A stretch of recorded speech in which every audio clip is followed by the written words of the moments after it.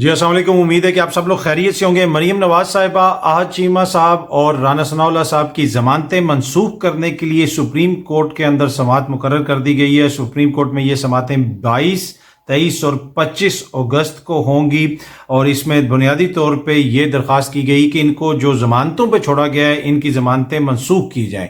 تو وہ ضمانتوں کی منسوخی کے حوالے سے یہ درخواست ہے جو سپریم کورٹ میں گئی ہیں، اور اب ان کے اوپر سماعت ہوگی۔ اور اس کے ساتھ ساتھ ایک اور جو بڑی خبر ہے وہ یہ آپ سامنے دیکھ سکتے ہیں کہ پاناما JIT کی رپورٹ کا جو والیوم 10 تھا اس کو جاری کرنے کے لیے بھی ایک درخواست دی گئی تھی، اور اب اس کی سماعت بھی مقرر کر دی گئی ہے۔ اور یہ سماعت جو ہے جو سپریم کورٹ کے چیف جسٹس ہیں ان کی سربراہی میں 2 رکنی بینچ جو ہے وہ 22 اگست کو سماعت کرے گا۔ جو ہی حکمراں جاتے ہیں تو پھر بہت ساری خبریں اس طرح کی آنا شروع ہو جاتی ہیں، اور یہ کوئی پہلی دفعہ نہیں ہے۔ اس طرح کی ایکسائٹنگ خبریں اور اس طرح کی ایکسائٹمنٹ اور اس طرح کی جناب ہر دور میں آپ کو پتہ چلتا ہے کہ اب یہ ہونے لگا ہے، وہ ہونے لگا ہے، اس کے خلاف کارروائی ہو جائے گی، وہ ہو جائے گا۔ تو یہ جو ہی حکومت جاتی ہے تو اس طرح کی خبریں، جب پچھلی حکومت گئی تھی تو اچانک ایک دم سے پورے جناب میڈیا کے اندر ایکسائٹمنٹ پھیل گئی، پورے میڈیا کے اندر خبریں آنا شروع ہو گئی کہ اب یہ ہو جائے گا، اس کے خلاف وہ ہو جائے گا۔ تو یہ ایک پرانا ہمارا یہاں پہ ایک روش ہے، وہ ہر جانے والی حکومت کے حوالے سے اسی قسم کی چیزیں سامنے آتی رہتی ہیں۔ پرابلم یہ ہے کہ ہمیں غور کرنا چاہیے کہ جو موجودہ حکومت ہے وہ کیا کر رہی ہے، اس کے اوپر دیکھیں، اس کے اوپر زیادہ دھیان دیں۔ لیکن یہاں پہ انفارچونیٹلی جو موجودہ حالات ہوتے ہیں ان کے اوپر کوئی زیادہ توجہ نہیں دی جاتی، لیکن پیچھے جانے والے جو ہوتے ہیں ان کے حوالے سے مختلف چیزیں جو ہیں وہ مارکیٹ میں آنا شروع ہو جاتی ہیں۔ باقی یہ جو سامنے آپ خبر دیکھ سکتے ہیں کہ 9 مئی کے حوالے سے گرفتار کیے گئے جو بیرسٹر حسان نیازی صاحب ہیں، حفیظ اللہ نیازی صاحب کے صاحبزادے، ان کے خلاف جناب اب ملٹری کورٹ میں مقدمہ چلے گا، اور حسان نیازی کو حوالہ کرنے کے لیے جناب کوئی خط وغیرہ بھی لکھ دیا گیا ہے۔ حسان نیازی کا کیس ملٹری کورٹ کے سپرد کر دیا، سرکاری وکیل نے یہ کہا ہے۔ یہ سامنے آپ میڈیا کی رپورٹ بھی دیکھ سکتے ہیں۔ تو اب دیکھتے ہیں کہ یہ مقدمہ آگے کس طرف چلتا ہے، کیا کب یہ سماعت شروع ہوگی، ملٹری کورٹس کے حوالے سے کیا سماعت شروع ہو چکی ہے، اس کے اوپر بھی بحث ہوئی سپریم کورٹ کے اندر، وہ بھی سارا آپ لوگوں نے مقدمہ وغیرہ سنا ہوگا، اس کی زیادہ ڈیٹیلز میں ابھی میں نہیں جانا چاہتا۔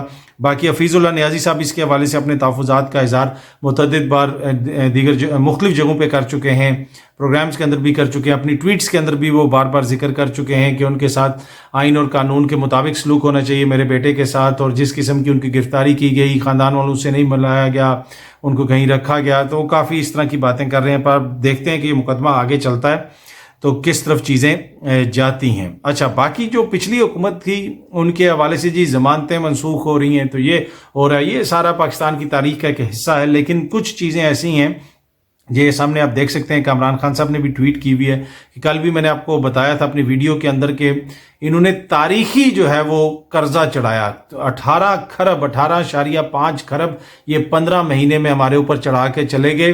جو خان صاحب کی حکومت نے 3.5 سال میں اتنا قرض لیا تھا جتنا انہوں نے 15 ماہ کے اندر انہوں نے 18 کھرب سے زیادہ کا قرضہ اس ملک کے اوپر چڑھا دیا۔ ریکارڈ خسارہ بھی ہوا، اور جو اس حکومت کے دوران وہ بھی خبریں آتی رہیں۔ یہ سامنے آپ خبر دیکھ سکتے ہیں، PDM حکومت کے 7% دعووں کے برعکس مالی سال 2023 میں 7.7% کا ریکارڈ خسارہ ہوا۔ یہ ڈان کی خبر ہے۔ تو آپ باتیں سنیں، دعوے سنیں، اور معاشی پالیسیوں کا تسلسل سنیں کہ جناب ہم نے معاشی پالیسیوں کا تسلسل رکھنا ہے، معاشی پالیسیوں کو آگے چلانا ہے، کیونکہ جی بڑی ترقی ہو رہی تھی اس دور کے اندر، اور ایک دم سے اچانک وہ ترقی رک گئی ہے۔ اچھا، ایک اور چیز یہ سامنے آپ دیکھ سکتے ہیں، گورنمنٹ آف پاکستان کے آفیشیل ٹویٹر ہینڈل سے یہ کل ٹویٹ کی گئی تھی۔ نگراں وزیر اعظم انوار اللہ کاکڑ کو ملک میں بیرونی سرمایہ کاری بڑھانے کے لیے قائم خصوصی سرمایہ کاری سہولت کونسل SIFC پر تفصیلی بریفنگ، ٹھیک ہے، یہ کل کی تھی۔ obviously جس حالات میں وہ چھوڑ کے گئے ہیں معیشت کو، تو کاکڑ صاحب بھی آ کے پریشان ہو گئے ہوں گے، اور اس کے اوپر انہوں نے کل بریفنگ لی۔ ابھی یہ سامنے ایک اور خبر بھی دیکھ سکتے ہیں کہ PM نے کہا ہے کہ یہ جو SIFC کونسل ہے یہ رے آف ہوپ ہے، پاکستان کے اندر انویسٹمنٹ آنی چاہیے۔ بالکل انہوں نے درست فرمایا، جو ہمارے مالی ہمارے حالات ہیں، اگر اس کے اوپر ہم نے توجہ نہیں دی تو چیزیں تو اس طرف جائیں گی کہ جہاں سے پھر سب کچھ سنبھالنا مشکل ہو جائے گا۔ معیشت ہوگی، کوئی پیسہ آئے گا تو نظام چلے گا نا۔ ابھی بھی خبر چل رہی تھی، بریکنگ نیوز، کہ جناب آمدن ہماری اتنی تھی، اس سے زیادہ اتنا ہمارا خرچہ ہوا، لیکن اس خرچے کو کم کرنے کے لیے क्या किया हमने? इतना बड़ा वजीर आजम हाउस है, इतने इतने बड़े प्रोटोकॉल हैं, इतने, अब अगेन इतनी बड़ी निगरां काबीना भी बन गई। क्या जरूरत है इतनी बड़ी निगरां काबीना बनाने की? बाकी मईशत के हवाले से ये जो बातें हैं, ये जो कौंसल है जिसका जिक्र भी यहाँ पे किया जा रहा है, SIFC, ये बड़ी इंपॉर्टेंट है। इसके जरिए पाकिस्तान के अंदर इन्वेस्टमेंट आएगी और आनी चाहिए। इसके अंदर जो भी इदारा अपना किरदार अदा कर सकता है, फैसिलिटेट कर सकता है, वो अप्रिशिएबल है, उसको अप्रिशिएट करना चाहिए, वो बिल्कुल ठीक है। लेकिन ये निगरान हुकूमत तो ऐसे कर रही है आते साथ ब्रीफिंग्स, और ये जैसे ये इन्होंने आके मुल्क की तकदीर बदलनी है। भाई आप लोग आए हैं सिर्फ इंतखाबात करवाने। निगरान हुकूमत में तो अभी तो सुबह से शाम तक ब्रीफिंग्स होनी चाहिए थी कि इंतखाबात किस तरह करवाने हैं, इंतखाबात कितनी जल्दी होंगे, इलेक्शन कमीशन के साथ मुलाकातें हो। यहाँ पे जनाब वो ये मईशत पे ले रहे हैं। वो मैंने जिस तरह पहले भी कहा कि पिछले जो मईशत को जिस हालत में छोड़ के गए हैं, तो आई एम नॉट सरप्राइज कि वो मईशत के ऊपर ब्रीफिंग्स ले रहे हैं। लेकिन आपने करवाने हैं इलेक्शंस, और फिर जो ये भी जनाब निगरान काबीना में आ गया, वो भी आ गया, 18 ने हलफ ले लिया, अभी और भी हलफ लेंगे। इतनी अब अमेरिका की काबीना देख लें, जिधर से मुबारकबादें आ रही हैं हमारे निगरान वज़ीर आज़म साहब को, कितनी बड़ी उनकी काबीना होती है। अब बरतानिया की काबीना देख लें। पहले ये जो काबीना थी पाकिस्तान की तारीख की सबसे बड़ी काबीना थी बिलावल भुट्टो साहब की हुकूमत की, जो थी ये जो पिछली पीपल्स पार्टी की हुकूमत थी। आप कह रहे होंगे पीपल्स पार्टी की हुकूमत, ये देखें ये बड़े वो बारीक वारदात डालते हैं कि जी पिछली शहबाज शरीफ साहब की हुकूमत, नून लीग, नहीं, पिछली हुकूमत पीपल्स पार्टी की हुकूमत थी, पिछली हुकूमत मौलाना साहब की हुकूमत थी, ANP की हुकूमत थी, शहबाज शरीफ साहब की हुकूमत थी, ये इन सब की हुकूमत थी। और इन सब ने फैसला किया था कि हम रिकॉर्ड जो है कायम करेंगे किस चीज में, कि तारीख की सबसे बड़ी काबीना, उसमें इस्तेकाम पाकिस्तान वाले भी आखिरी दिन तक काबीना का हिस्सा रहे।